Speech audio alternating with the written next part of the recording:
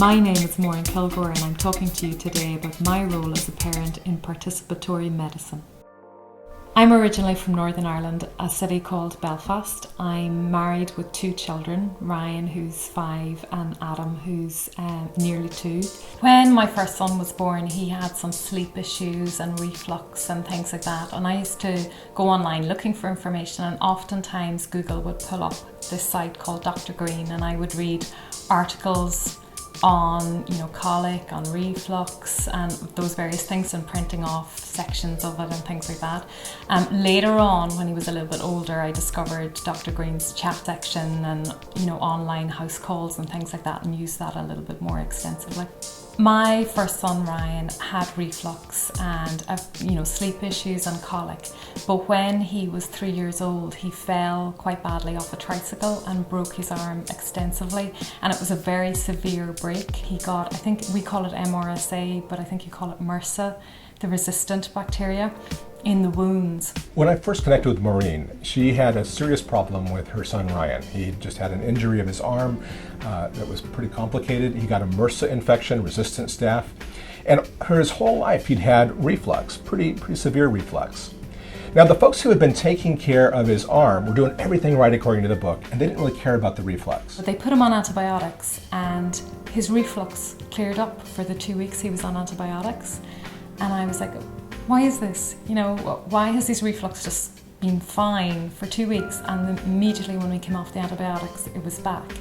And I went to my GP and I said, why is this the case? And they said, oh, that's just fluke, or you're a mother who's noticing something that's not there. So she brought that problem into office hours, and we started by taking her seriously.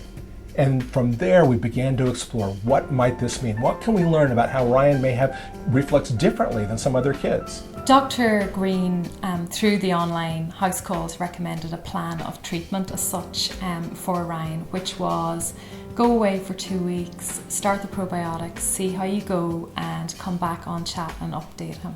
Then after I've used the probiotics and everything was solved, I went back online 2 weeks later and said, yes, you're right, probiotics are working. What do I do now? So what I gave to Maureen was the language to be able to take back to her care provider and trigger the right discussion. Since working with Dr. Green, right from the beginning we saw progress with the kids' care and their treatment. Ryan's reflux was cured within about 3 weeks. Maureen's challenges were not unique.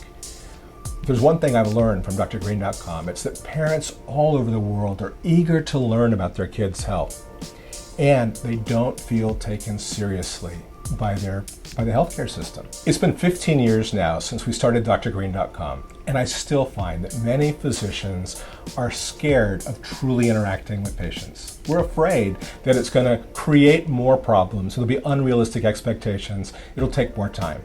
The reality is that patients have a unique expertise and unique perspective that nobody else in the system has, and if you tap into it right, if you cooperate, it makes it more fun, more innovative, and more rewarding than practicing medicine could ever be otherwise. We define participatory medicine as a movement where networked e-patients move from being mere passengers to responsible drivers of their own health, and where they are encouraged and valued as full partners in the healthcare system.